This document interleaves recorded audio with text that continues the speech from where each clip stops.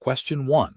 Operational review demonstrates that a public transportation provider in Alabama is considering its next fleet acquisition and service enhancement strategy. Which of the following approaches best aligns with the legal requirements for accessible transportation in Alabama? Option A. Conduct a comprehensive audit of the current fleet and operational procedures against the mandates of the Americans with Disabilities Act (ADA) and relevant Alabama regulations to identify any compliance gaps and develop a strategic plan for remediation and future acquisitions. Option B. Focus on acquiring the most cost-effective vehicles, assuming that minimal accessibility features will suffice, and addressing any specific passenger requests on a case-by-case basis. Option C. Implement accessibility features based on informal feedback from a limited number of regular passengers, prioritizing modifications that are perceived as convenient rather than legally mandated. Option D. Defer significant investments in accessibility upgrades, citing budget limitations, and rely on existing infrastructure while exploring potential future funding sources for compliance. Correct answer is A.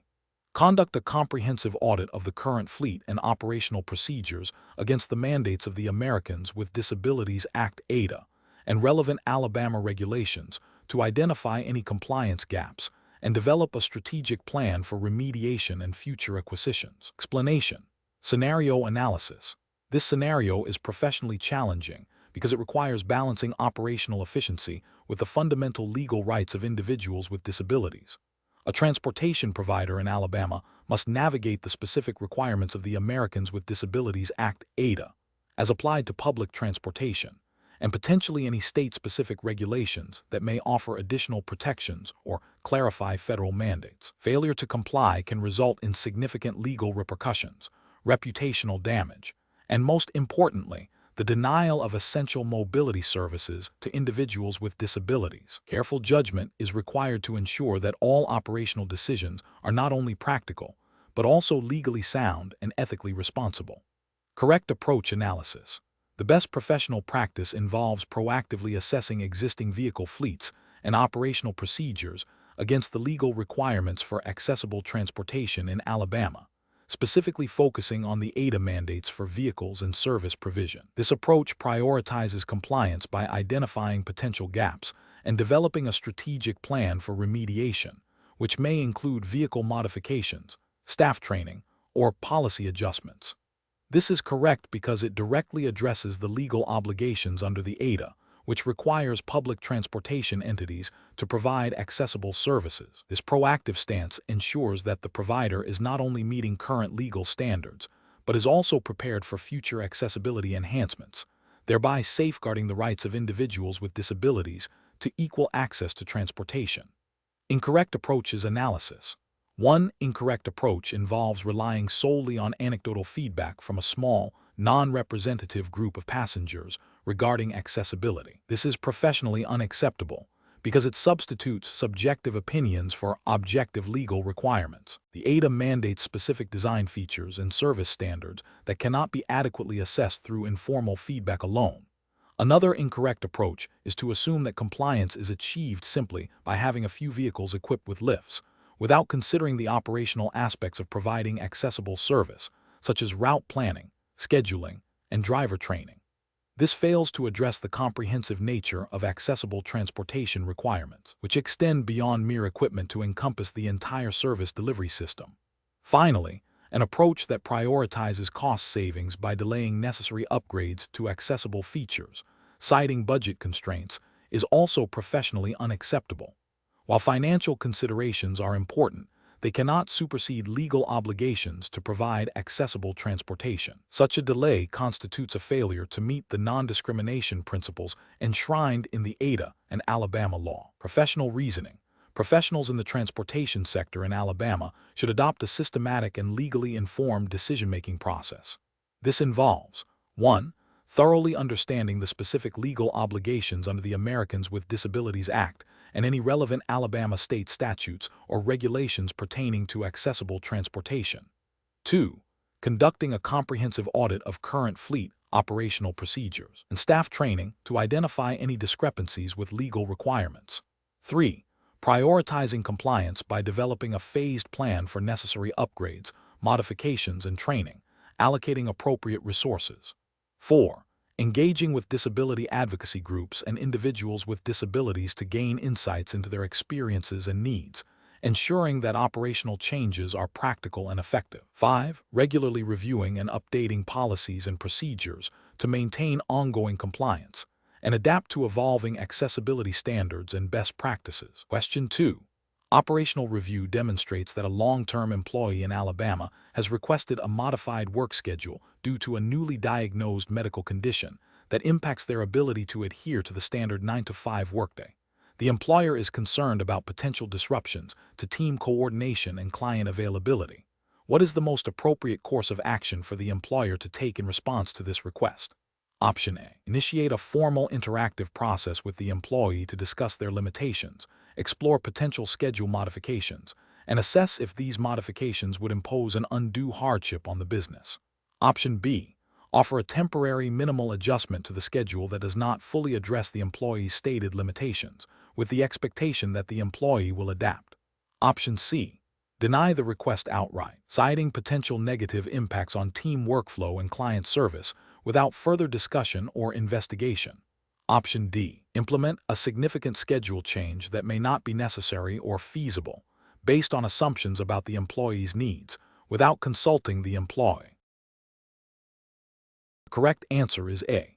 Initiate a formal interactive process with the employee to discuss their limitations, explore potential schedule modifications, and assess if these modifications would impose an undue hardship on the business. Explanation. Scenario analysis. This scenario presents a professional challenge in balancing an employer's operational needs with the legal obligations under the Americans with Disabilities Act (ADA), as interpreted by Alabama law. The core difficulty lies in determining whether a requested accommodation is reasonable and does not impose an undue hardship on the employer, while also ensuring the employee's right to equal employment opportunities is upheld. Misinterpreting these concepts can lead to discriminatory practices and legal repercussions. Correct approach analysis. The best professional practice involves a collaborative, interactive process between the employer and the employee. This approach requires the employer to engage in good faith discussions with the employee to understand the nature of the disability and the specific limitations it imposes. The employer must then explore potential reasonable accommodations that would enable the employee to perform the essential functions of the job, while also assessing whether these accommodations would cause undue hardship. Undue hardship is defined as an action requiring significant difficulty or expense. This process, mandated by the ADA and applied within Alabama's legal context, prioritizes finding a workable solution that respects both the employee's rights and the employer's operational realities. Incorrect approaches analysis. One incorrect approach is to immediately deny the accommodation request based on a preliminary assessment of inconvenience or minor disruption. This fails to engage in the required interactive process and presumes undue hardship without proper investigation, violating the ADA mandate for a good faith effort to accommodate. Another incorrect approach is to implement a superficial accommodation that does not effectively address the employee's limitations or enable them to perform essential job functions. This also circumvents the spirit of the ADA, which requires accommodations to be effective, not merely symbolic. A further incorrect approach is to unilaterally decide on an accommodation without consulting the employee about its suitability or effectiveness. This bypasses the crucial interactive dialogue and risks imposing an accommodation that is either ineffective or unnecessarily burdensome for the employee. Professional reasoning. Professionals should approach such situations by first recognizing the legal imperative to engage in the ADA interactive process. This involves active listening, information gathering, and a genuine effort to explore all viable accommodation options. The decision-making framework should prioritize understanding the employee's needs, assessing the feasibility of accommodations against the ADA definition of undue hardship, and documenting all steps taken throughout the process. If an accommodation is ultimately deemed to impose an undue hardship, the employer must be able to articulate specific, evidence-based reasons for this determination. Question 3. Operational review demonstrates that an employee in your Alabama-based company has requested a modified work schedule due to a newly diagnosed disability. The employee's current role is critical to team project deadlines, and altering their schedule could potentially impact other team members' workloads. What is the most appropriate initial step to take in addressing this request, adhering to Alabama's disability employment laws? Option A. Implement a new schedule for the employee that you believe might be suitable, without consulting them or understanding the specific impact of their disability. Option B. Immediately deny the request, citing the potential disruption to team workflow and project deadlines as an undue hardship. Option C. Initiate a good faith interactive process with the employee to discuss their disability-related limitations and explore potential reasonable accommodations for their current role. Option D. Propose transferring the employee to a different department with a less demanding schedule, without first discussing accommodations for their current position. The correct answer is C. Initiate a good faith interactive process with the employee to discuss their disability-related limitations and explore potential reasonable accommodations for their current role. Explanation. Scenario analysis. This scenario presents a professional challenge because it requires balancing an employer's operational needs with the legal obligations to accommodate employees with disabilities under Alabama law. The challenge lies in interpreting the scope of reasonable accommodation and ensuring that any proposed solution does not inadvertently discriminate or create an undue hardship without proper justification. Careful judgment is required to avoid legal repercussions and maintain a supportive work environment. Correct approach analysis.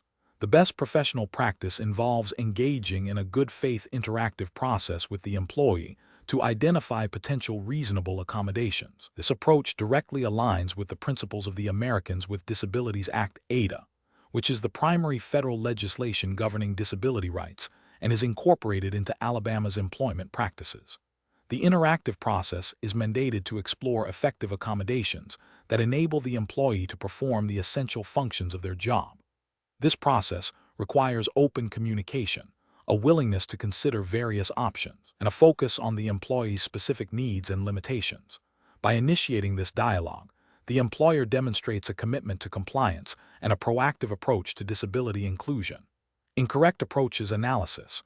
One incorrect approach involves immediately denying the request based on the perceived inconvenience to the team. This fails to acknowledge the employer's legal duty to explore accommodations. Alabama employers are bound by the ADA requirement to provide reasonable accommodations, unless doing so would impose an undue hardship. Mere inconvenience does not typically rise to the level of undue hardship. Another incorrect approach is to offer a significantly different role that the employee did not request, without first exploring accommodations for their current position. While reassignment can be a form of accommodation, it is generally considered a last resort after other reasonable accommodations have been explored and found ineffective or not feasible. This approach bypasses the mandatory interactive process and may not address the employee's ability to perform their existing job duties. A further incorrect approach is to implement a solution without consulting the employee or understanding the specifics of their disability and how it impacts their work. This unilateral action disregards the collaborative nature of the interactive process and risks providing an ineffective or inappropriate accommodation, potentially leading to further legal issues. Professional reasoning. Professionals should approach disability accommodation requests by first understanding the legal framework, primarily the ADA as applied in Alabama. The cornerstone of this framework is the interactive process. This process requires employers to communicate directly with the employee, understand their limitations and needs, and collaboratively explore potential accommodations. Documentation of this process is crucial. If an accommodation cannot be met, the employer must be able to demonstrate that it would constitute an undue hardship, a high legal standard that goes beyond mere inconvenience or cost. Question 4. Operational review demonstrates that a long-term employee in your Alabama-based company who has recently disclosed a chronic back condition is experiencing difficulty performing certain physically demanding aspects of their essential job functions. The employee has requested a temporary modification of their duties to reduce strain. Considering Alabama disability law, which of the following actions best represents a compliant and professionally sound response? Option A. Initiate a good faith interactive process with the employee to discuss their condition, explore potential accommodations, and determine if a reasonable modification of duties can be implemented without undue hardship. Option B. Assign the employee to a completely different, less demanding role within the company that is unrelated to their original position, without consulting them on the suitability of this new role. Option C. Immediately deny the request for modified duties, citing the need to maintain operational efficiency and the employee's inability to perform all aspects of their role. Option D. Rely on the immediate supervisor's assessment that the employee is no longer capable of performing their job duties and proceed with disciplinary action. Correct answer is A. Initiate a good faith interactive process with the employee to discuss their condition, explore potential accommodations, and determine if a reasonable modification of duties can be implemented without undue hardship. Explanation. Scenario analysis. This scenario presents a professional challenge because it requires an employer to balance legitimate business needs with the legal obligation to avoid discriminatory employment practices based on disability under Alabama law. The challenge lies in discerning whether a requested accommodation is reasonable and does not impose an undue hardship on the employer, while also ensuring that the employee's disability is not the basis for adverse employment action. Careful judgment is required to avoid both over-accommodation, which could lead to operational inefficiencies, and under-accommodation or denial, which could result in a violation of Alabama's disability discrimination laws. Correct approach analysis. The best professional practice involves engaging in a good faith interactive process with the employee to identify and explore potential reasonable accommodations.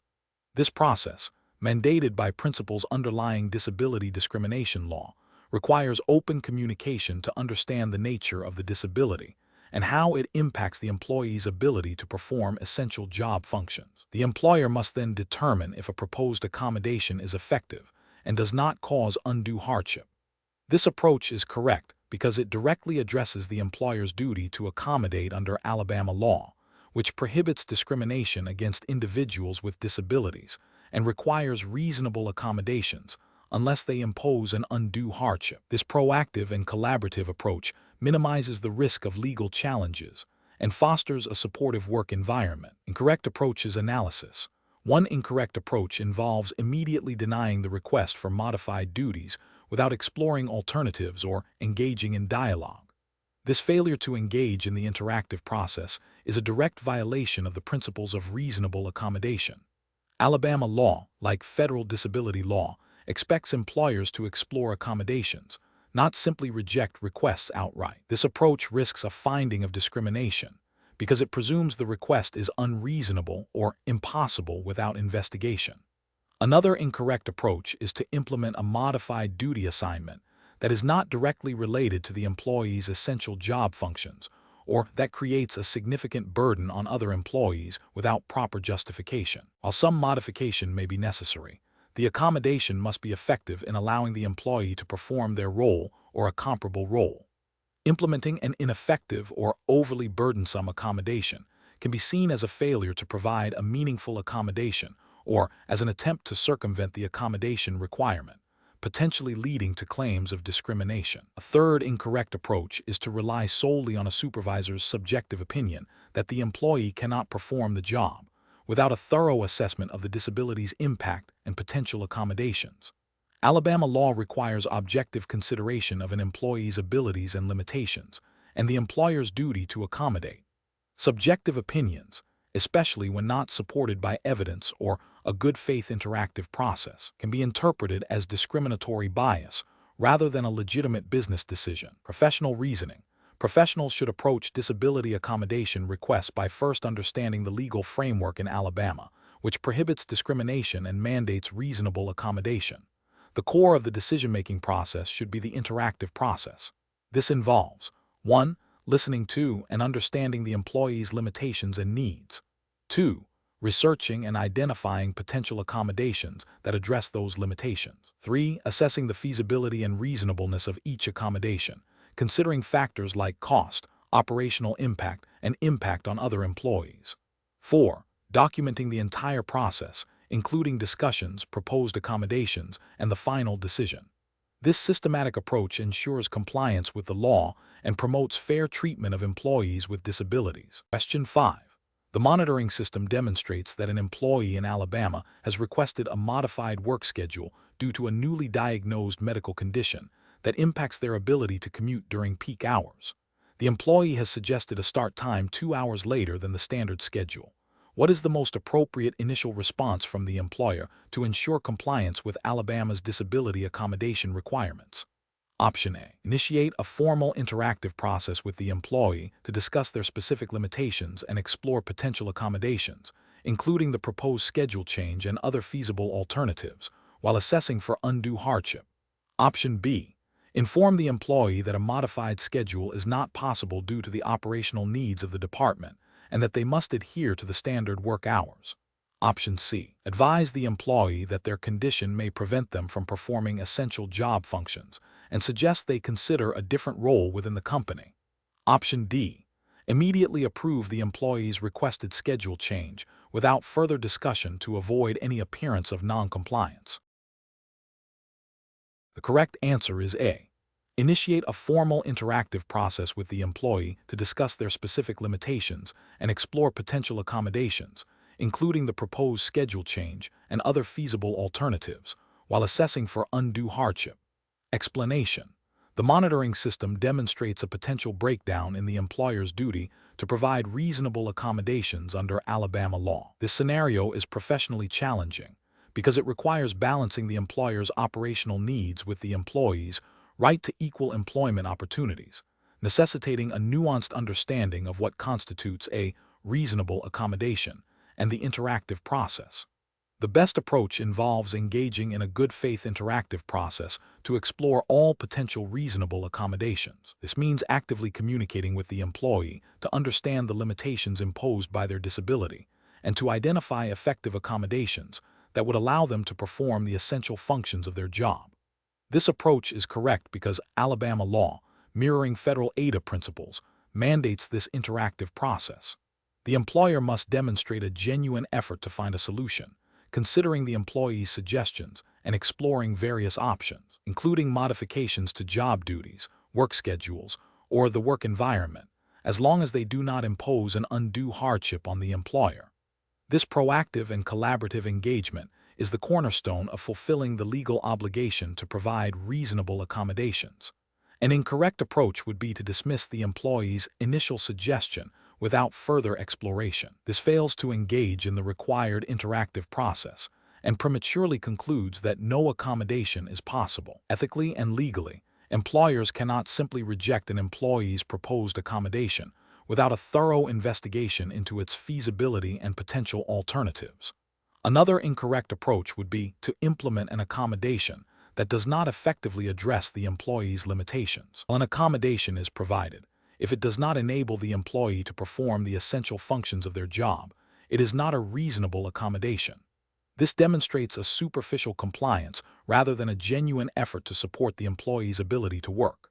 Finally, an incorrect approach would be to assume that the employee's disability automatically disqualifies them from performing certain tasks, even with an accommodation. This reflects a discriminatory mindset and a failure to consider how modifications might enable performance. Alabama law requires employers to focus on an individual's ability to perform essential job functions, with or without reasonable accommodation, rather than making assumptions based on a disability. Professionals should approach such situations by first recognizing the legal obligation to engage in the interactive process. This involves active listening, open communication, and a willingness to explore multiple solutions. They should document all discussions and considerations thoroughly.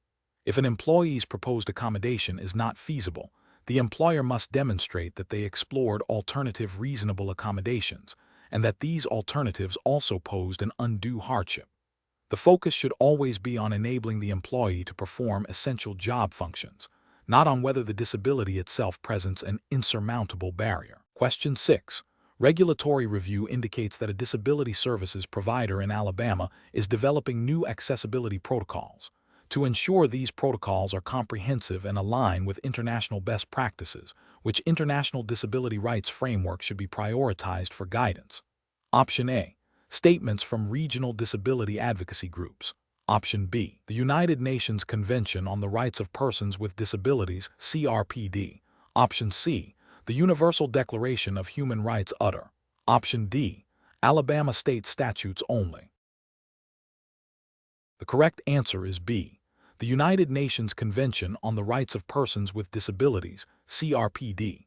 Explanation. Scenario analysis. This scenario presents a professional challenge because it requires navigating the intersection of domestic Alabama disability law with international human rights principles. While Alabama law provides a framework for disability accommodations, understanding how international frameworks inform and potentially expand upon these domestic obligations is crucial for comprehensive and ethical service provision. The challenge lies in accurately identifying and applying the most relevant and authoritative international standards to a specific domestic situation, ensuring compliance without overstepping the bounds of domestic law or misinterpreting international mandates. Correct approach analysis. The best professional approach involves consulting the United Nations Convention on the Rights of Persons with Disabilities, CRPD, as the primary international framework. This is because the CRPD is the most comprehensive and widely ratified international treaty specifically addressing the rights of persons with disabilities. Its principles, such as accessibility, non-discrimination, and full and effective participation, directly inform and strengthen the interpretation and application of Alabama's disability laws. By aligning with the CRPD, professionals ensure they are adhering to a globally recognized standard that promotes the dignity and inclusion of individuals with disabilities, thereby enhancing the effectiveness of domestic legal protections. Incorrect approach is analysis. Relying solely on general human rights declarations without specific reference to disability rights frameworks, such as the Universal Declaration of Human Rights, is insufficient. While these declarations establish broad human rights, they do not offer the specific guidance and detailed provisions for disability that the CRPD provides. This approach risks overlooking critical aspects of disability inclusion and accessibility mandated by more specialized international instruments. Another incorrect approach is to prioritize regional disability advocacy group statements over established international treaties.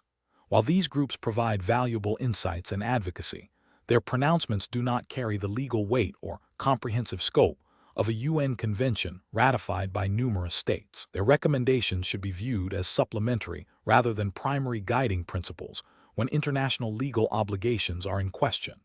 Finally, focusing exclusively on Alabama state statutes without considering any international context would be a failure to acknowledge the evolving landscape of disability rights and the influence of international norms on domestic legal interpretation and best practices. This narrow focus could lead to a less inclusive and less rights-affirming approach than what is expected under contemporary disability law standards.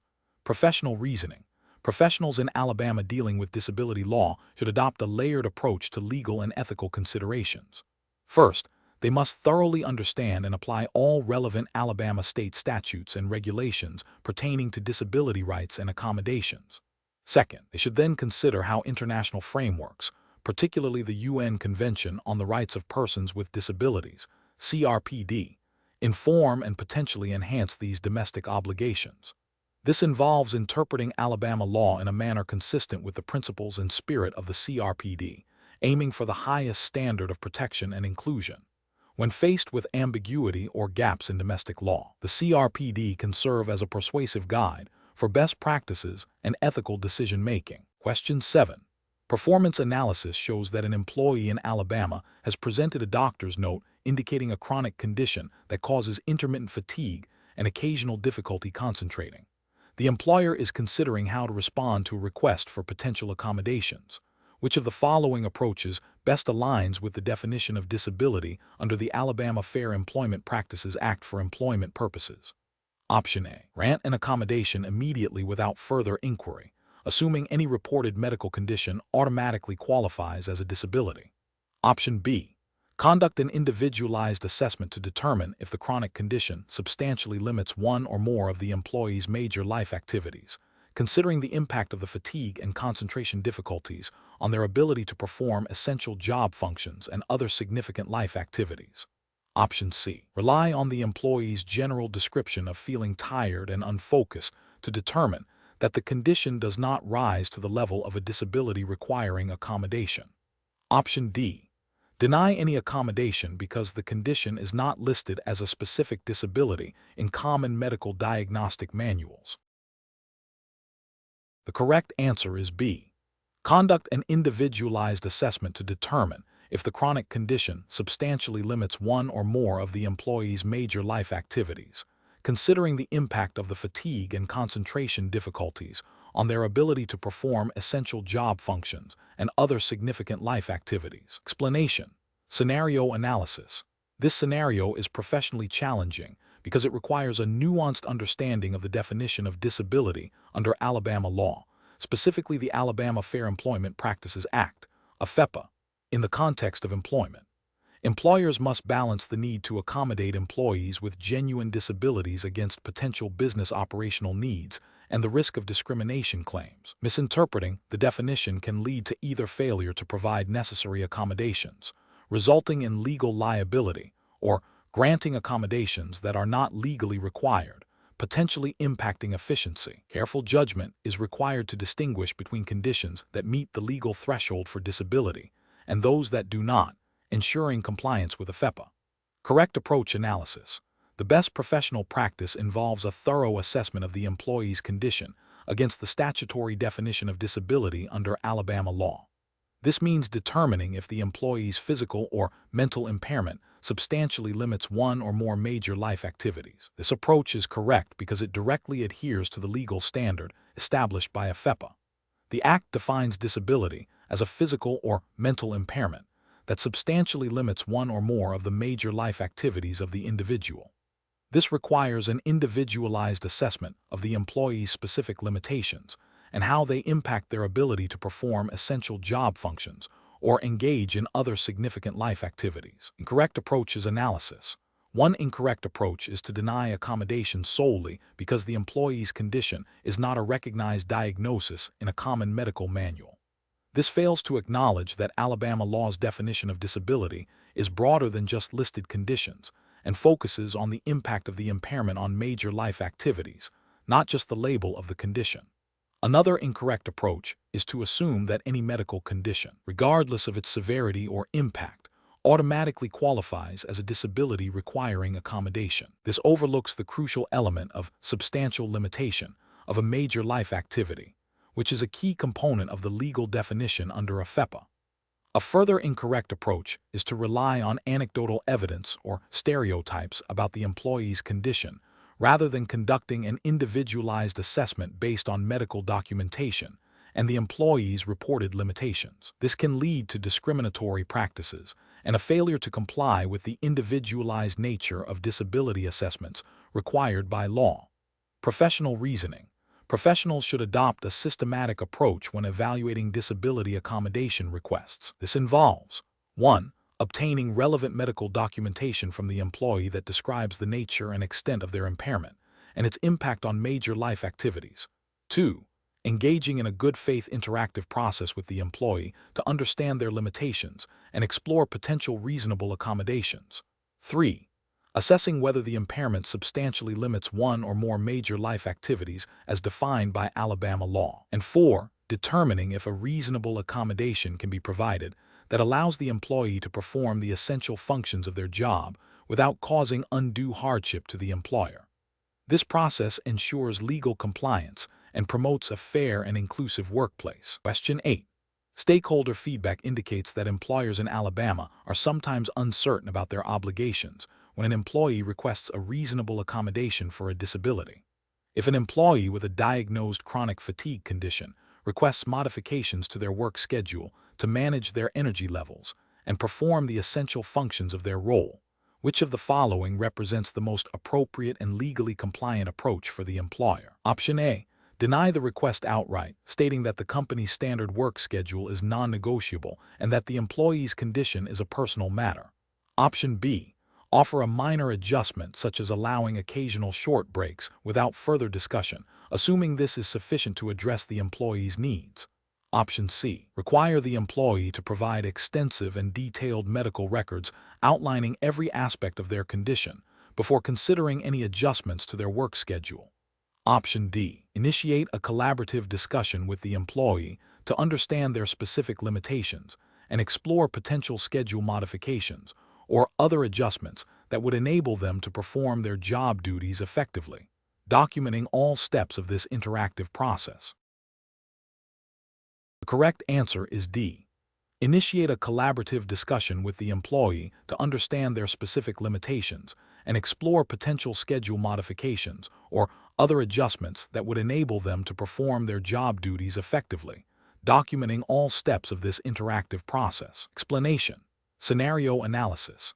This scenario is professionally challenging because it requires balancing an employer's operational needs with an employee's legal rights under Alabama disability law. The employer must make a reasonable accommodation decision without discriminating against the employee, while also ensuring the proposed accommodation is effective and does not pose an undue hardship. Misinterpreting the scope of reasonable accommodation or the employer's obligations can lead to legal repercussions and damage employee relations. Correct approach analysis. The best professional approach involves engaging in a collaborative and interactive process with the employee to identify effective reasonable accommodations. This process, mandated by federal law and interpreted within Alabama's legal framework, requires the employer to consider the employee's specific limitations and explore potential solutions that allow the employee to perform the essential functions of their job. This approach prioritizes open communication, mutual problem solving, and a good faith effort to find a workable solution, thereby adhering to the spirit and letter of disability discrimination laws. Incorrect approaches analysis. One incorrect approach is to unilaterally deny the request for accommodation based on a perceived inconvenience or a superficial assessment of the employee's capabilities without exploring alternatives. This fails to meet the employer's obligation to engage in the interactive process and to provide reasonable accommodations unless doing so would cause an undue hardship. Such a denial risks being seen as discriminatory. Another incorrect approach is to offer an accommodation that does not effectively address the employee's limitations or allow them to perform the essential functions of the job. Simply providing a minor adjustment that doesn't enable the employee to do their work is not a reasonable accommodation and can still lead to discrimination claims.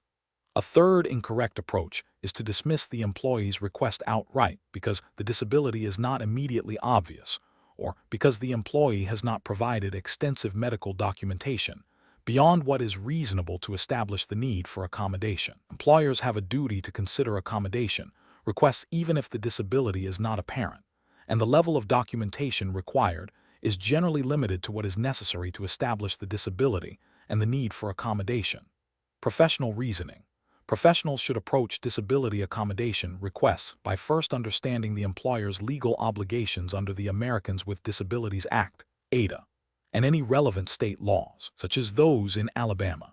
The core of the process is the interactive dialogue with the employee. This involves actively listening to the employee's needs, understanding their limitations, and collaboratively brainstorming potential accommodations. If an initial proposed accommodation is not feasible, the dialogue should continue to explore other options. Documentation should be requested only to the extent necessary to verify the disability and the need for accommodation, respecting the employee's privacy. The decision-making process should be guided by a commitment to fairness, compliance with legal requirements, and fostering an inclusive work environment. Question 9. The performance metrics show an increase in inquiries regarding animal accommodations in both public spaces and residential leases across Alabama. A business owner in Birmingham is unsure how to respond to a patron who has brought a dog into their restaurant, claiming it is an emotional support animal. Simultaneously, a landlord in Mobile is receiving a request from a tenant to keep a cat in their apartment, stating it helps manage their anxiety. Based on Alabama law and relevant federal guidelines, what is the most appropriate course of action for the business owner and the landlord? Option A. The business owner should inquire if the dog is a service animal required because of a disability and what work or task it has been trained to perform.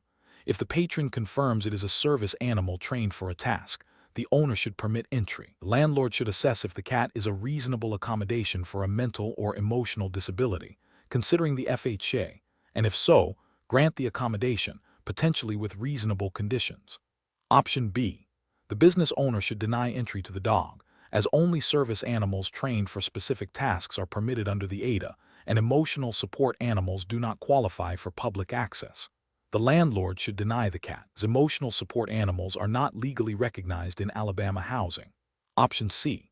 The business owner should ask for documentation proving the dog is an emotional support animal and the cat is a necessary accommodation. The landlord should deny the cat unless the tenant provides a veterinary prescription for the animal. Option D. The business owner should allow the dog entry, as any animal providing emotional support is considered a service animal under Alabama law. The landlord should allow the cat entry without further inquiry, as all pets are considered reasonable accommodations in housing. The correct answer is A. The business owner should inquire if the dog is a service animal required because of a disability and what work or task it has been trained to perform. If the patron confirms it is a service animal trained for a task, the owner should permit entry. The landlord should assess if the cat is a reasonable accommodation for a mental or emotional disability, considering the FHA, and if so, grant the accommodation, potentially with reasonable conditions. Explanation. This scenario presents a professional challenge due to the nuanced distinction between service animals and emotional support animals under Alabama law, particularly concerning public accommodations and housing. Misclassifying an animal or failing to understand the legal rights and limitations associated with each can lead to discrimination claims and legal repercussions for businesses and individuals. Careful judgment is required to apply the correct legal standards and avoid overreach or underestimation of rights. The best professional approach involves accurately identifying the animal's status based on Alabama's specific definitions and applicable federal laws like the Americans with Disabilities Act (ADA) and the Fair Housing Act (FHA). This means recognizing that under the ADA, only dogs, and in some limited circumstances, miniature horses, trained to perform specific tasks for a person with a disability qualify as service animals. Emotional support animals, while providing therapeutic benefits, are not considered service animals under the ADA and do not have the same public access rights. However, under the FHA, emotional support animals may be considered reasonable accommodations in housing if they alleviate symptoms of a mental or emotional disability, even if not trained to perform specific tasks. Therefore, a professional must assess the context, public accommodation vs. housing, and the animal's function to determine the appropriate legal framework and response. An approach that incorrectly assumes all animals providing comfort are service animals under the ADA is professionally unacceptable. This fails to adhere to the ADA definition of a service animal, which is limited to animals trained to perform specific tasks. Such a misinterpretation can lead to allowing animals in public accommodations that are not legally permitted, potentially causing issues with other patrons or violating business policies that are compliant with the ADA. Another professionally unacceptable approach is to deny access to an animal that qualifies as a service animal under the ADA, or to deny a reasonable accommodation for an emotional support animal in housing under the FHA, solely based on the animal being a pet or without proper inquiry. This can constitute illegal discrimination. Professionals must understand that while they can ask limited questions, e.g., is the animal a service animal required because of a disability, and what work or task has the animal been trained to perform, they cannot demand documentation or inquire about the nature of the disability itself. A third professionally unacceptable approach is to treat all animals as service animals in housing, without considering the FHA's reasonable accommodation provisions. While the FHA provides broader protections for emotional support animals in housing compared to the ADA public access rights, it still requires the animal to be necessary to alleviate symptoms of a disability. Blanket acceptance without this consideration could lead to undue burdens on housing providers or conflicts with other residents. A professional decision-making process should involve 1. Understanding the specific definitions and legal frameworks governing service animals and emotional support animals in Alabama, including the ADA and FHA. 2. Differentiating between public accommodation settings, governed primarily by the ADA, and housing settings, governed by the FHA. 3. Asking appropriate, legally permissible questions to ascertain the animal's status and function. 4. Applying the relevant legal standards to the specific situation, ensuring compliance with both federal and state laws. 5. Consulting legal counsel when in doubt about complex cases or potential discrimination claims. Question 10. The efficiency study reveals that the contracted provider for the Alabama Relay Service (ARS) has incurred a 15% cost overrun in the current fiscal year, citing increased operational expenses due to unforeseen technological upgrades mandated by evolving federal accessibility standards. The ARS budget for the year was $5,000,000. The provider is requesting an additional $750,000 to cover these expenses. What is the most appropriate course of action for the Oversight Committee, considering the Alabama Relay Service Act? Option A.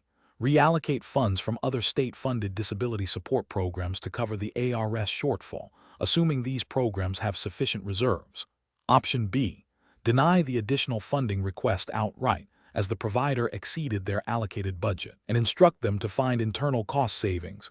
Option C. Immediately approve the additional funding request to ensure uninterrupted ARS service, as the provider claims the upgrades are mandated by federal standards. Option D. Conduct a detailed audit of the provider's expenses, verify the necessity and reasonableness of the technological upgrade costs against the specific federal mandates, and determine if the overspending aligns with the ARS funding provisions and any established contingency protocols. The correct answer is D.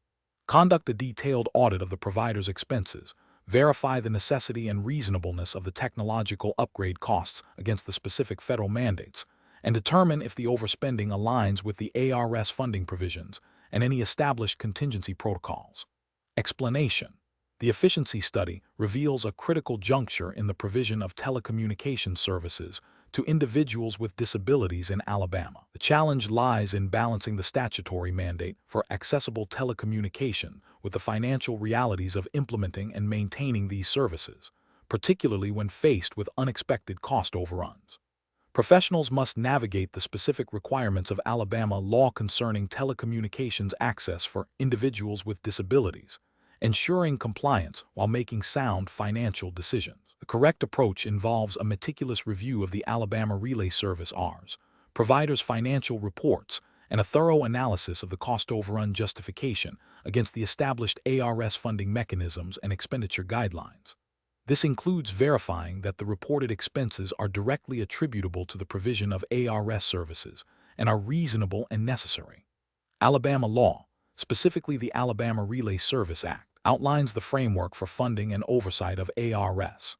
The Act, along with any associated administrative rules, would dictate the permissible uses of funds and the process for approving extraordinary expenditures. A provider's obligation is to demonstrate that any deviation from the budget is a direct consequence of unforeseen circumstances impacting service delivery, and that mitigation strategies have been explored. This approach ensures adherence to the spirit and letter of the law, prioritizing the continued accessibility of telecommunications for individuals with disabilities while maintaining fiscal responsibility. An incorrect approach would be to unilaterally approve the increased funding request without independent verification. This fails to uphold the oversight responsibilities mandated by the Alabama Relay Service Act, which implicitly requires due diligence in the management of public funds allocated for accessibility services. Another incorrect approach would be to deny the request solely based on the budget variance without investigating the legitimacy of the overspending. This could jeopardize the continuity and quality of ARS services, potentially violating the state's commitment to ensuring equal access to telecommunications. Finally, an approach that involves reallocating funds from other essential disability services to cover the ARS shortfall without a clear legal basis or emergency justification would be inappropriate.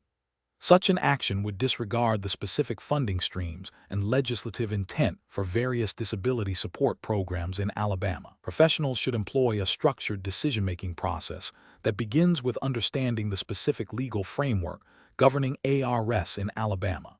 This involves consulting the Alabama Relay Service Act and any relevant administrative codes. Next, a thorough review of the provider's documentation and financial records is essential. This should be followed by an objective assessment of the claimed overspending, comparing it against established benchmarks and the provider's contractual obligations. If the justification appears valid, a determination should be made regarding the appropriate funding mechanism or approval process as outlined by state law. If the justification is questionable, further investigation or a request for additional information is warranted. This systematic, legally grounded, and evidence-based approach ensures that decisions are both compliant and serve the best interest of the individuals relying on these critical services. Question 11. Quality control measures reveal a potential new telecommunications relay service, TRS, technology that promises significant cost reductions and simplified integration for providers in Alabama. Before adopting this new technology, what is the most prudent and legally compliant course of action for a TRS provider operating within Alabama?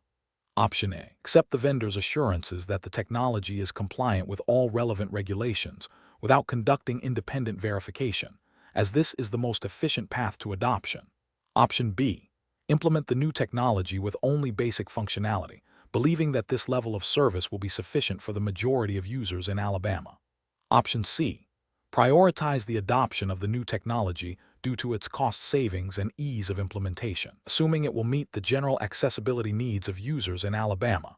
Option D. Conduct a thorough evaluation of the new technology's ability to meet all specific requirements of Alabama's telecommunications, access laws and regulations, ensuring effective communication for individuals with diverse hearing and speech disabilities, and adherence to privacy standards.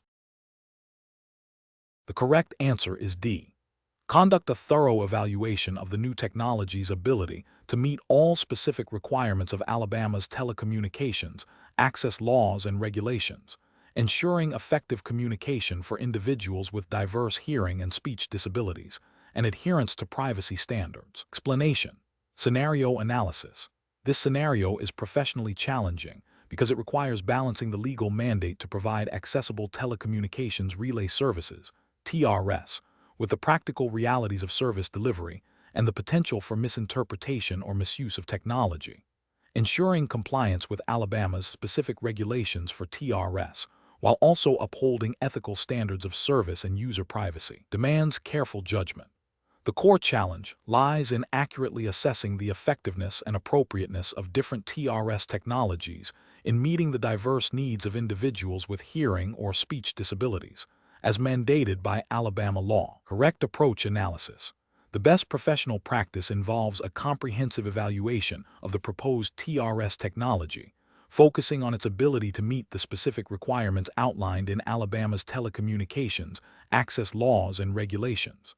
This includes verifying that the service is fully compliant with all applicable state statutes, ensuring it provides effective communication for individuals with varying degrees of hearing and speech impairments, and confirming that it adheres to privacy and security standards. This approach is correct because it directly addresses the legal obligations and ethical imperative of providing accessible telecommunications services in Alabama, prioritizing user needs and regulatory adherence above all else. Incorrect approach is analysis. One incorrect approach would be to prioritize cost savings and ease of implementation over full regulatory compliance and user effectiveness. This fails to meet the legal mandate of Alabama law, which requires that TRS be effective and accessible, not merely present. It also risks alienating users and potentially leading to legal challenges. Another incorrect approach would be to rely solely on the vendor's claims of compliance without independent verification. While vendor assurances are a starting point, Alabama law implicitly requires due diligence from service providers to ensure the TRS they offer truly meets the state's standards for accessibility and functionality. This approach neglects the responsibility to actively confirm the service's suitability. A further incorrect approach would be to implement a TRS solution that offers only basic functionality, assuming it will suffice for all users. This overlooks the diversity of needs among individuals with hearing and speech disabilities, and fails to meet the spirit and letter of Alabama's accessibility laws, which aim for robust and comprehensive communication access. Professional reasoning. Professionals should approach this situation by first thoroughly understanding the specific requirements of Alabama's telecommunications relay services laws. This involves consulting the relevant statutes and administrative codes. Next, they should conduct a rigorous assessment of any proposed TRS technology against these legal requirements, prioritizing effectiveness, accessibility, and user privacy. This assessment should include independent verification of vendor claims and consideration of the diverse needs of the target user population. Ethical considerations, such as user dignity and the right to effective communication, should guide the decision-making process, ensuring that the chosen solution not only complies with the law, but also genuinely serves the intended beneficiaries. Question 12. Stakeholder feedback indicates a need to review the organization's practices regarding closed captioning of video content disseminated to the public in Alabama. Which of the following approaches best ensures compliance with Alabama disability law and promotes accessibility? Option A. Delegate the responsibility for determining closed captioning compliance entirely to external vendors who provide captioning services, without internal review or oversight. Option B. Implement a comprehensive internal policy to identify all public-facing video content, assess its compliance with Alabama's closed captioning requirements, and proactively caption all content that falls under these regulations. Option C. Caption video content only when an individual with a hearing impairment specifically requests it for a particular piece of content. Option D. Assume that all video content is exempt from closed captioning requirements, unless a specific Alabama statute explicitly mandates captioning for that exact type of content. The correct answer is B.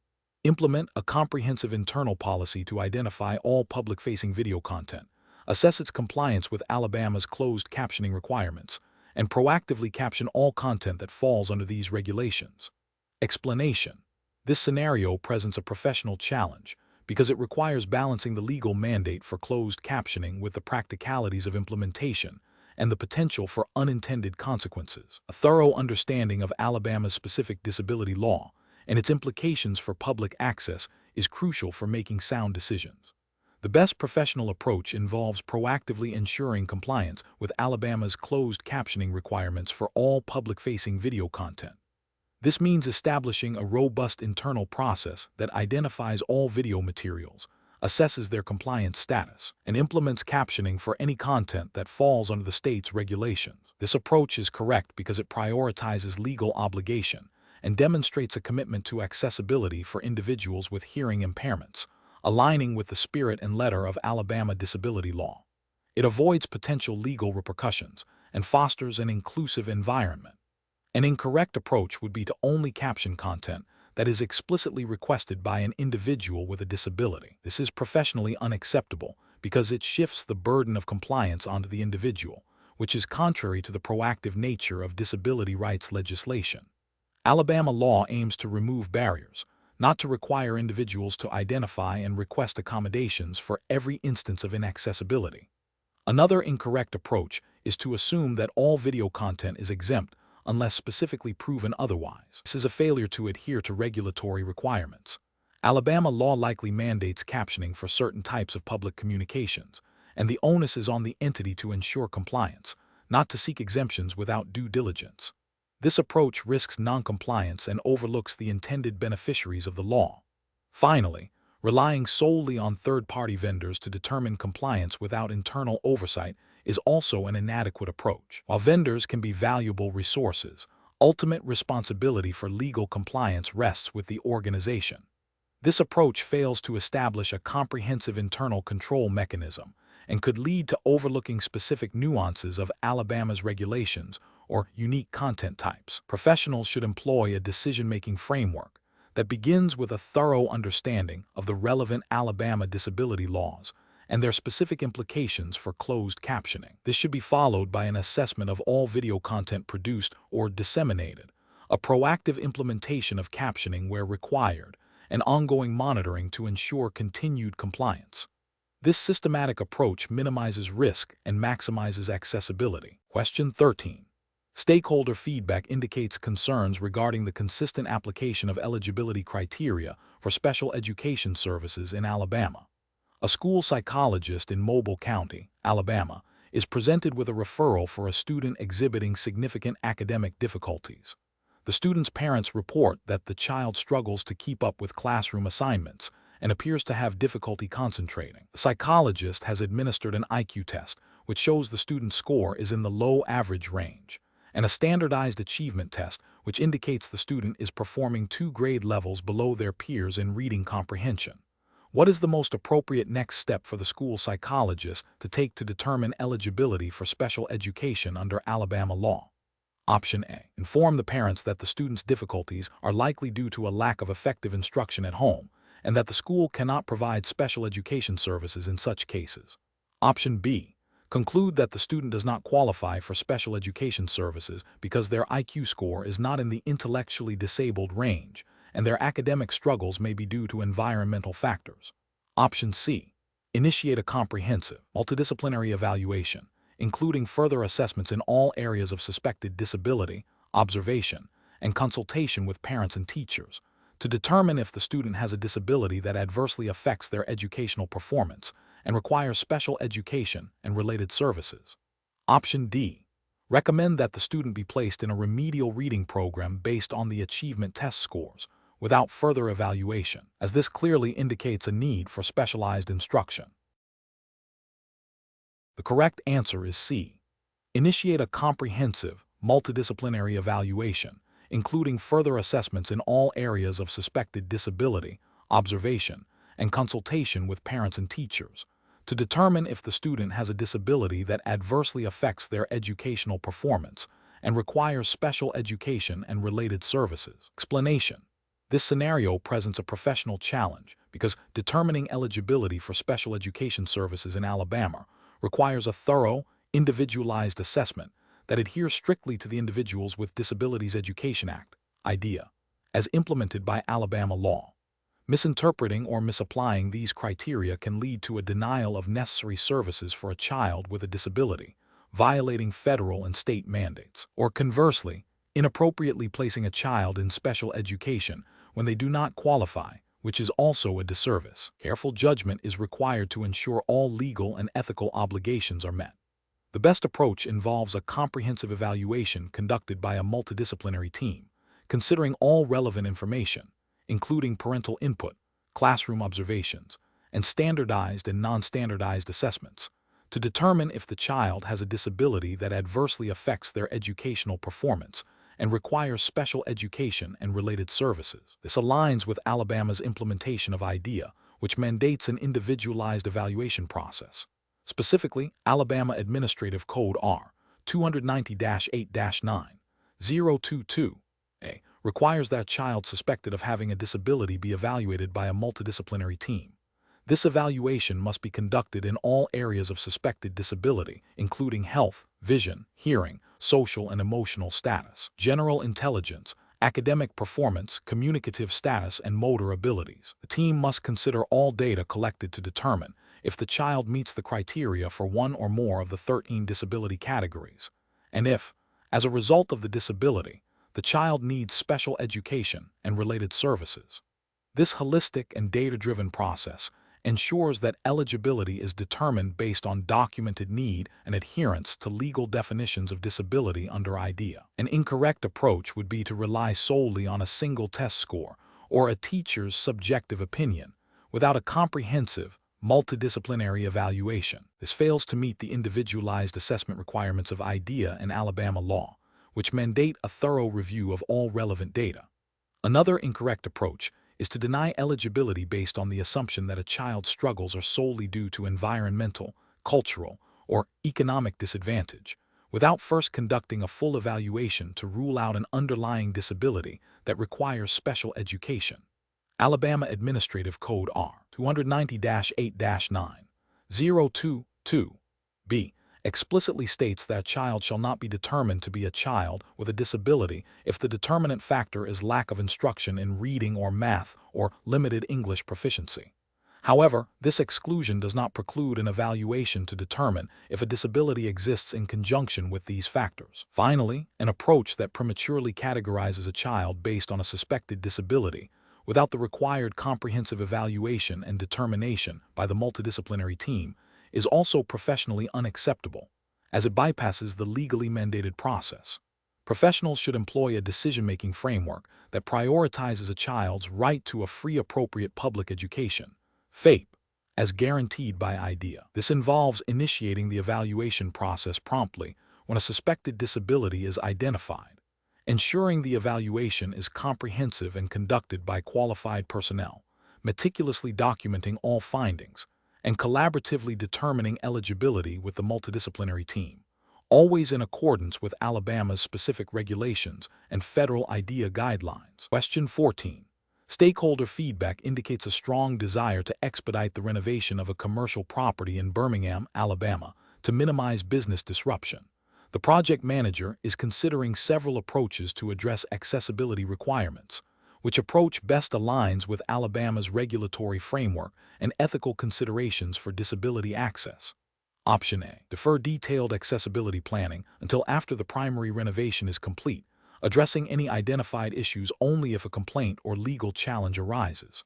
Option B.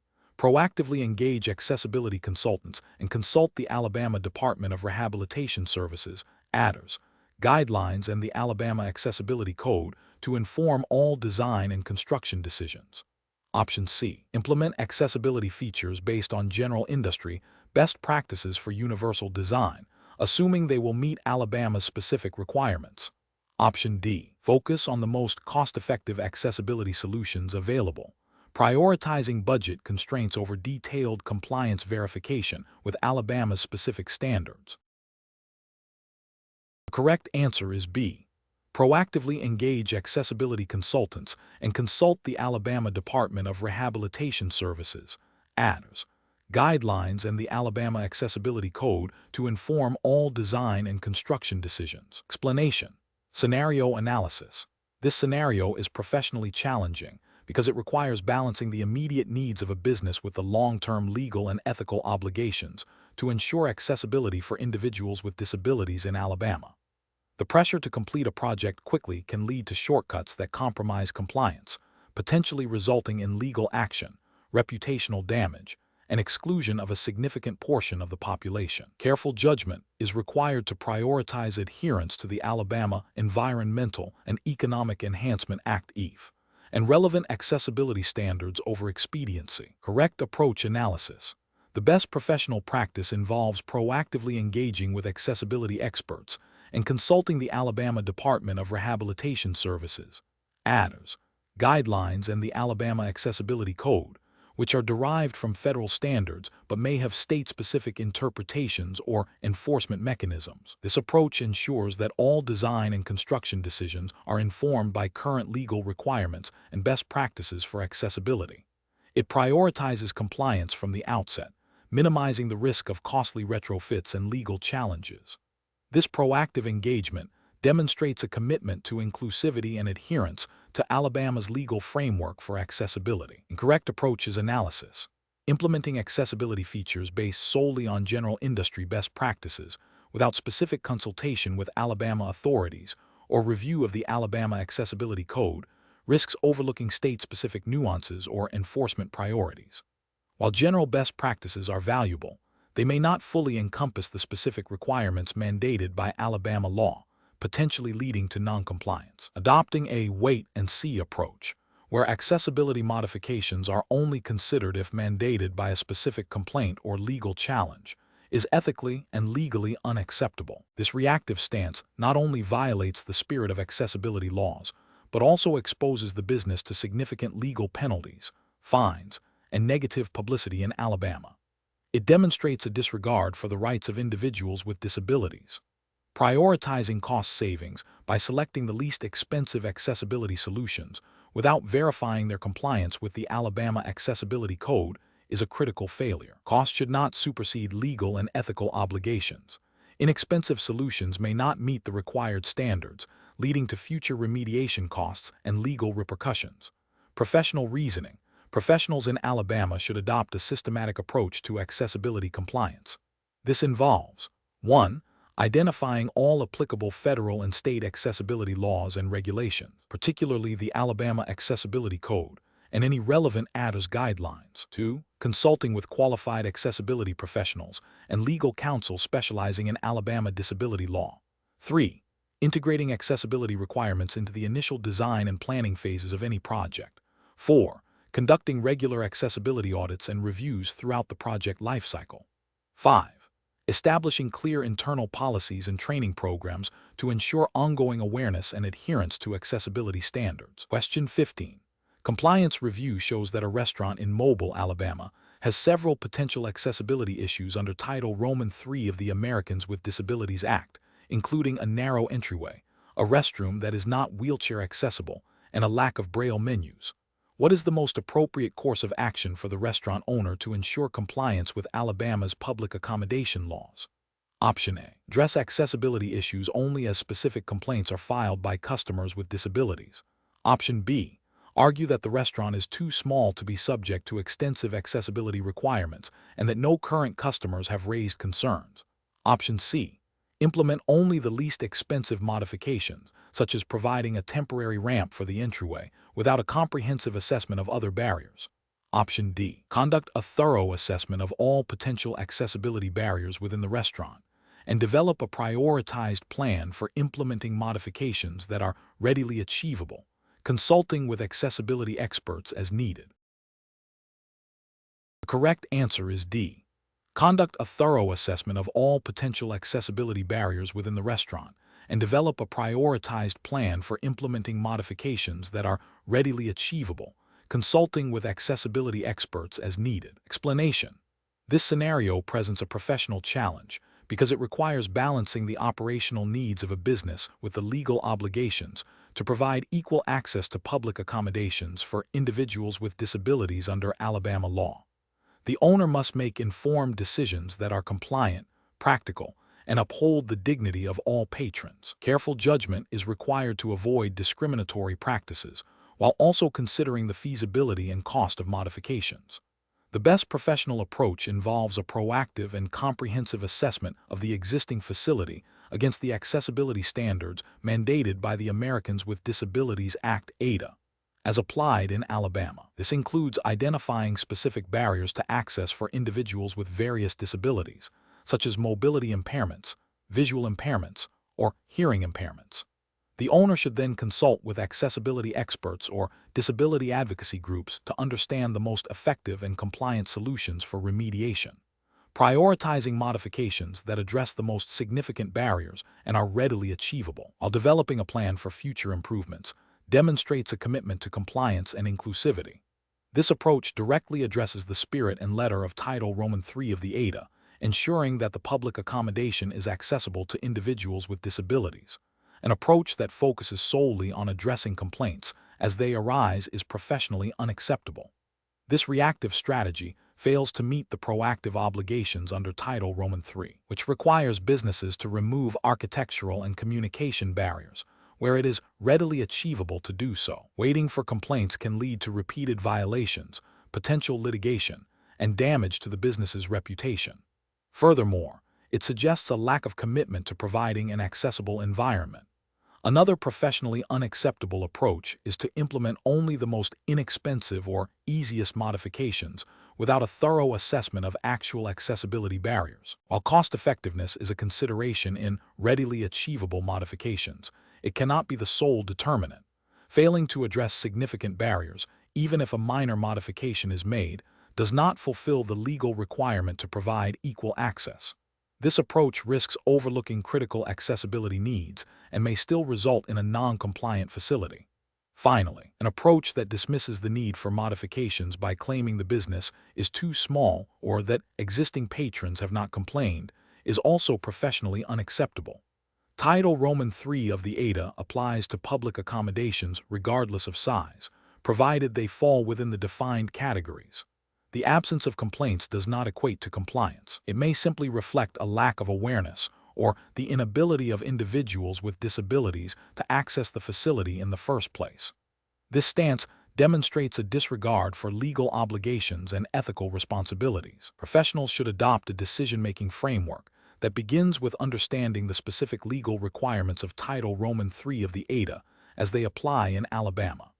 This involves conducting a self-evaluation of the facility, identifying barriers, and prioritizing remediation efforts based on the principle of readily achievable removal of barriers. Consulting with experts and engaging with disability communities can provide valuable insights and ensure that solutions are effective and respectful. Documentation of assessment, planning, and implementation efforts is crucial for demonstrating good faith compliance. Question 16. Risk assessment procedures indicate that during an individualized education program, EAP, meeting for a student in Mobile County, Alabama, the school psychologist observes a significant divergence between the parent's desired educational supports and the services the school district is prepared to offer based on current resource allocation. The parents are advocating for a highly specialized, intensive intervention program not currently available within the district's standard offerings. The school psychologist has conducted assessments that indicate the student would benefit from certain aspects of the requested intervention, but believes a more readily available, modified approach would also be appropriate in FAPE. What is the most professionally responsible course of action for the school psychologist to take during this IEP meeting? Option A. Inform the parents that their requested intervention is not supported by the assessment data and that the district's proposed services are the only appropriate options, dismissing further discussion on their preferred approach. Option B. Agree to the parents' requested intervention program to avoid conflict and ensure parental satisfaction, even if it exceeds the district's standard offerings and requires significant resource reallocation. Option C. Advise the parents that the district's resources are limited and that the proposed intervention is not feasible, thereby steering the discussion toward the services the district can readily provide. Option D. Facilitate a collaborative discussion, presenting objective assessment data to support the student's needs and explaining the rationale for both the district's proposed services and the potential benefits and limitations of the parent's requested intervention, while ensuring all procedural safeguards are respected and documented. The correct answer is D. Facilitate a collaborative discussion, presenting objective assessment data to support the student's needs and explaining the rationale for both the district's proposed services and the potential benefits and limitations of the parent's requested intervention, while ensuring all procedural safeguards are respected and documented. Explanation. Scenario analysis. This scenario is professionally challenging because it requires balancing the legal mandate of providing a free appropriate public education, FAPE, under the Individuals with Disabilities Education Act, IDEA, with the practical realities of school district resources and parental advocacy. The school psychologist must navigate potential conflicts of interest, ensure compliance with Alabama's specific implementation of IDEA, and uphold ethical obligations to the student while respecting parental rights. Pressure to reach consensus quickly can lead to compromises that may not be in the child's best interest or may violate procedural safeguards. Correct approach analysis. The best professional practice involves a collaborative and data-driven approach that prioritizes the student's needs and adheres strictly to the procedural requirements of IDEA as implemented in Alabama. This means actively listening to parental concerns, presenting objective data from assessments, and engaging in a good faith discussion to develop an IEP that is truly individualized and appropriate. The psychologist must be prepared to explain the rationale behind proposed services and accommodations, referencing assessment findings and educational best practices. If consensus cannot be reached on specific elements, the psychologist must ensure that all parties understand their rights, including the right to mediation or due process, and that the IEP team's decisions are documented accurately, reflecting any disagreements and the basis for the final decisions made by the LEA. This approach ensures compliance with the IDEA emphasis on parental participation and the development of an IEP that meets the student's unique needs. Incorrect approaches analysis. One incorrect approach involves prioritizing administrative convenience or budget limitations over the student's identified needs. This fails to uphold the core principle of FAPE, which mandates that educational services be tailored to the individual student, not dictated by resource constraints. Ethically and legally, the school district has an obligation to provide necessary services, even if they are costly. Another incorrect approach is to dismiss parental concerns without thorough consideration or to present assessment data in a way that is dismissive or overly technical, hindering genuine collaboration. This violates the IDEA requirement for meaningful parental participation and can erode trust, leading to disputes. The psychologist has an ethical duty to communicate effectively and respectfully with parents. A third incorrect approach is to agree to parental requests without independent professional judgment or sufficient data to support the proposed services. While collaboration is key, the school psychologist must maintain professional integrity and ensure that all proposed IEP components are educationally sound and supported by evidence, aligning with the student's needs and the requirements of IDEA. Failing to do so could result in an inappropriate or ineffective IEP. Professional reasoning. Professionals should approach IEP development as a team process guided by IDEA and state-specific regulations. The decision-making framework involves 1. Thoroughly understanding the student's needs through comprehensive assessment and observation. 2. actively listening to and valuing parental input and concerns. 3. Collaboratively analyzing all available data to determine appropriate goals, services, and accommodations. 4. Clearly communicating the rationale for all proposed IEP components, referencing data and best practices. 5. Documenting all discussions, decisions, and disagreements accurately. 6. Ensuring all parties are aware of their procedural rights. When disagreements arise, the focus should remain on finding solutions that best serve the student's educational progress within the legal framework, rather than on winning an argument or avoiding difficult conversations. Question 17. Implementation of new public transit routes in Montgomery, Alabama, requires careful consideration of accessibility for individuals with disabilities. What is the most effective approach for the city's transit authority to ensure compliance with Alabama disability law and provide equitable access to its services? Option A. Conduct a comprehensive self-evaluation of all existing and proposed routes and services. Document identified barriers and develop a detailed transition plan with specific timelines and responsible parties for implementing necessary modifications to ensure program accessibility. Option B. Focus solely on meeting the minimum federal accessibility standards without considering specific needs or potential barriers unique to Montgomery's population. Option C. Wait for formal complaints from individuals with disabilities regarding accessibility issues before initiating any modifications to routes or services. Option D. Implement the least expensive modifications possible for new routes, even if they do not fully address all potential accessibility challenges. The correct answer is A. Conduct a comprehensive self-evaluation of all existing and proposed routes and services, document identified barriers, and develop a detailed transition plan with specific timelines and responsible parties for implementing necessary modifications to ensure program accessibility. Explanation. Scenario analysis. This scenario is professionally challenging because it requires balancing the operational needs of a public entity with its legal obligations to provide accessible services to individuals with disabilities under Alabama law. The challenge lies in identifying and implementing effective, yet practical, solutions that ensure meaningful access without imposing undue financial or administrative burdens, while also avoiding discriminatory practices. Careful judgment is required to interpret the scope of reasonable accommodation and program accessibility, as defined by Alabama's specific disability laws and related federal mandates that may apply. Correct approach analysis. The best professional practice involves a proactive and comprehensive assessment of existing programs and services to identify potential barriers to access for individuals with disabilities. This includes engaging with disability advocacy groups and individuals with disabilities to understand their needs and perspectives. The approach that represents best professional practice is to conduct a thorough self-evaluation, document findings, and develop a transition plan outlining specific steps, timelines, and responsible parties for implementing necessary modifications.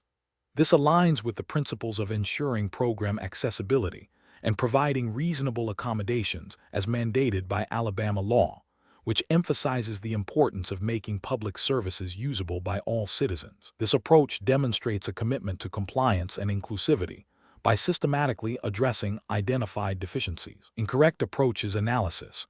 One incorrect approach is to only make modifications when a specific complaint is filed. This reactive stance fails to meet the proactive obligations of public entities to ensure their programs and services are accessible.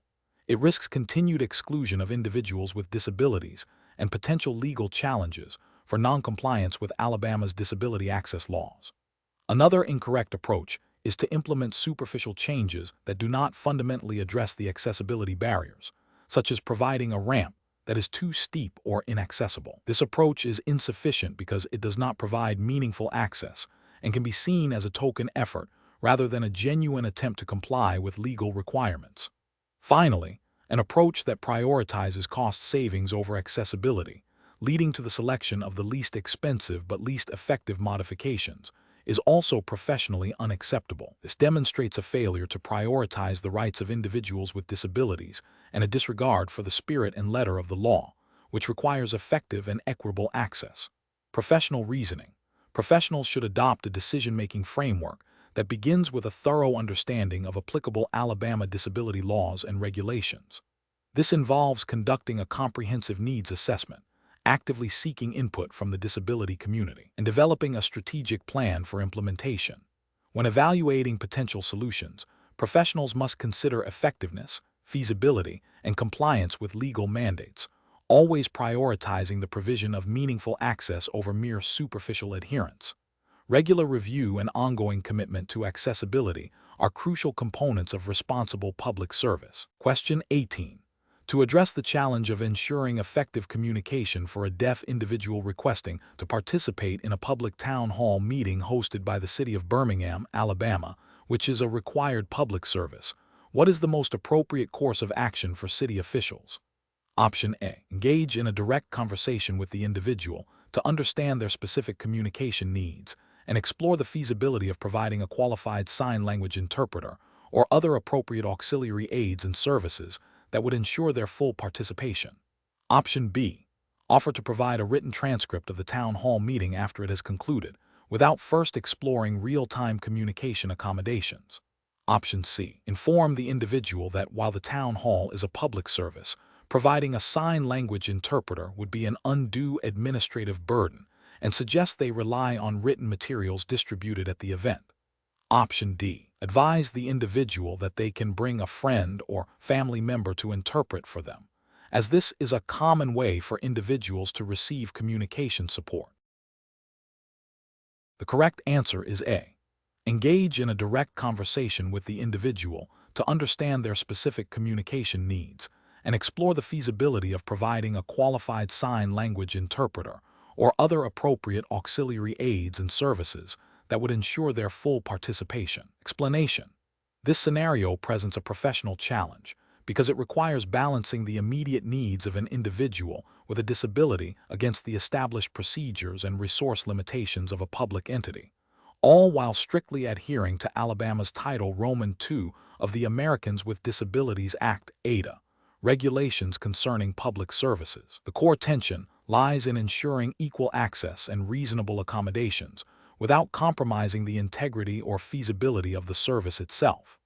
Careful judgment is required to interpret reasonable and effective communication within the context of the specific service and the individual's needs. The best professional approach involves a proactive and collaborative engagement with the individual to identify their specific communication needs and explore all available reasonable accommodations that would enable their full participation in the public service. This approach prioritizes understanding the individual's disability-related barriers and seeking solutions that are both effective for them and feasible for the service provider. Alabama's Title Roman II mandates that public entities provide services in a non-discriminatory manner and make reasonable modifications to policies, practices, and procedures, as well as provide auxiliary aids and services, when necessary to afford individuals with disabilities an equal opportunity to participate in and enjoy the benefits of the program or activity. This collaborative exploration directly aligns with the spirit and letter of these requirements by seeking to find a mutually agreeable and effective solution. An incorrect approach would be to unilaterally decide that the requested accommodation is too burdensome or disruptive, without first engaging in a good faith interactive process to understand the need and explore alternatives. This failure to engage in a meaningful dialogue and explore reasonable modifications risks violating Title Roman II mandate for providing auxiliary aids and services. Another incorrect approach would be to offer an accommodation that is not effective for the individual's specific communication needs, even if it is seemingly a standard accommodation. This would fail to meet the requirement of providing an equal opportunity to participate. Finally, simply denying the request based on a perceived inconvenience or cost, without a thorough assessment of the necessity and feasibility of alternative accommodations, would also be a violation, as Title Roman II requires public entities to make reasonable efforts to accommodate individuals with disabilities. Professionals should employ a decision-making framework that begins with actively listening to and understanding the individual's stated needs and barriers. This should be followed by an exploration of potential reasonable accommodations, considering both the individual's preferences and the entity's capabilities and limitations. The process should be iterative, involving open communication and a willingness to adapt. If a direct accommodation is not feasible, the entity must explore alternative effective accommodations that achieve the same goal of equal access. Documentation of the process and the rationale for any decisions is also crucial. Question 19. The review process indicates that following a workplace injury, an employee in Alabama has provided medical documentation outlining significant physical limitations that prevent them from performing their usual duties. The employee has also suggested a specific assistive device they believe would enable them to return to work. What is the most appropriate course of action for the employer to take to fulfill their obligations under the Alabama Workers' Compensation Act regarding the interactive process for determining accommodations? Option A. Inform the employee that their suggested assistive device is too expensive and therefore not a reasonable accommodation, without further investigation into alternative solutions. Option B. Advise the employee that since they cannot perform their usual duties, they should focus on their recovery, and the company will consider rehiring them when they are fully recovered, without exploring any temporary or modified roles. Option C. Schedule a meeting with the employee to discuss their limitations and the suggested assistive device, explore the feasibility of the device and other potential accommodations, and document all discussions and decisions. Option D. Provide the employee with a different assistive device that the employer believes is adequate, without consulting the employee or considering their specific suggestion. The correct answer is C. Schedule a meeting with the employee to discuss their limitations and the suggested assistive device, explore the feasibility of the device and other potential accommodations, and document all discussions and decisions. Explanation. This scenario presents a professional challenge because it requires a nuanced understanding of the Alabama Workers' Compensation Act's requirements for the interactive process, balancing the employer's obligation to accommodate with the employee's responsibility to cooperate. Missteps can lead to legal repercussions and a failure to provide necessary support to an injured employee. The correct approach involves a proactive and documented engagement with the employee to explore all reasonable accommodation options. This includes actively listening to the employee's limitations and suggestions, researching potential accommodations within the company's capabilities, and engaging in a good faith dialogue to reach a mutually agreeable solution. This aligns with the spirit and letter of Alabama law, which mandates a collaborative effort to identify accommodations that allow an employee to return to work or perform essential job functions, provided they do not pose an undue hardship. The employer must demonstrate a genuine attempt to find a solution, not merely a superficial inquiry. An incorrect approach would be to dismiss the employee's suggestions outright without proper consideration, or to assume that no reasonable accommodation is possible without a thorough exploration. This demonstrates a lack of good faith and a failure to meet the employer's statutory obligations under Alabama law. Another incorrect approach is to offer an accommodation that is clearly not suitable for the employee's documented limitations, without further discussion or modification. This suggests a perfunctory effort rather than a genuine attempt to find an effective accommodation. Finally, failing to document the entire interactive process, including discussions, proposed accommodations, and reasons for rejection, leaves the employer vulnerable and unable to demonstrate compliance if challenged. Professionals should approach such situations by first understanding the specific limitations documented by the employee's medical provider. They should then initiate a documented conversation with the employee, encouraging them to share their thoughts on potential accommodations. This dialogue should be followed by research into feasible options within the company and a clear communication of proposed solutions and any limitations. If an impasse is reached, further exploration of alternatives or consultation with legal counsel specializing in Alabama workers' compensation law is advisable. The key is consistent, documented, and good faith communication. Question 20. Examination of the data shows that a resident of Mobile, Alabama, has been diagnosed with a progressive neurological disorder. To determine their eligibility for the Alabama Assistive Technology and Personal Assistance Services grant, the professional must assess the individual's disability status and the associated costs. The individual reports significant difficulty with mobility, fine motor skills, and communication, which they state substantially limit their ability to perform daily tasks such as dressing, eating, and engaging in social interactions. Based on the individual's reported limitations and medical documentation, the estimated annual cost for necessary specialized mobility equipment is $8,500, and the estimated annual cost for personal assistance services, averaging 4 hours per day at $25 per hour, is $36,500. What is the total estimated annual cost for assistive technology and personal assistance services for this individual? Option A, $8,500. Option B, $45,000. Option C, $36,500. Option D, $53,500. Correct answer is B, $45,000. Explanation: scenario analysis. This scenario is professionally challenging because it requires a precise application of Alabama's definition of disability, which involves a functional assessment and consideration of the impact on major life activities, while also incorporating a quantitative element to determine eligibility for a specific benefit. Misinterpreting the definition or miscalculating the impact could lead to an incorrect determination of eligibility, potentially causing financial hardship for the individual or misuse of program funds. The professional must balance the qualitative aspects of the disability definition with the quantitative requirements of the benefit calculation. Correct approach analysis. The best approach involves a two-step process.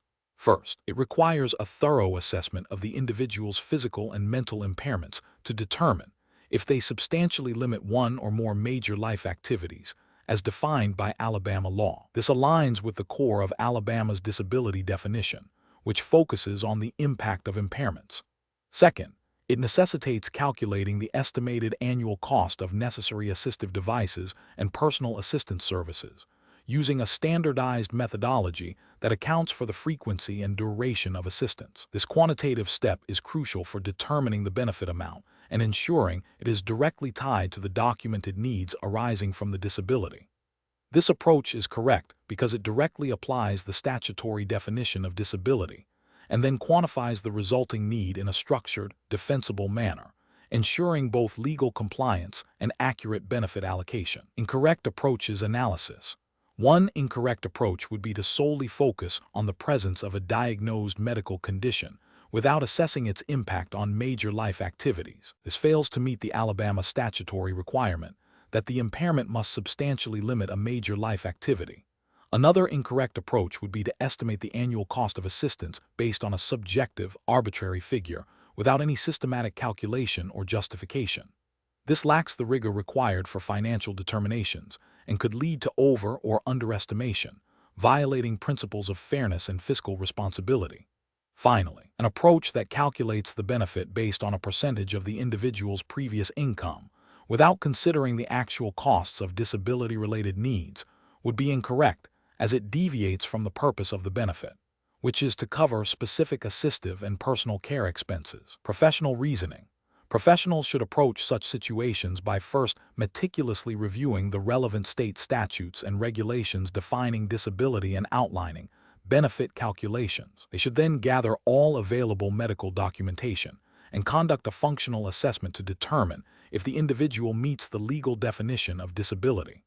Following this, a systematic and documented calculation of the estimated annual costs of necessary assistive devices and personal assistance services should be performed, using established methodologies. Any assumptions made during the calculation process must be clearly documented and justifiable. This structured, evidence-based approach ensures compliance with legal requirements and promotes fair and accurate outcomes.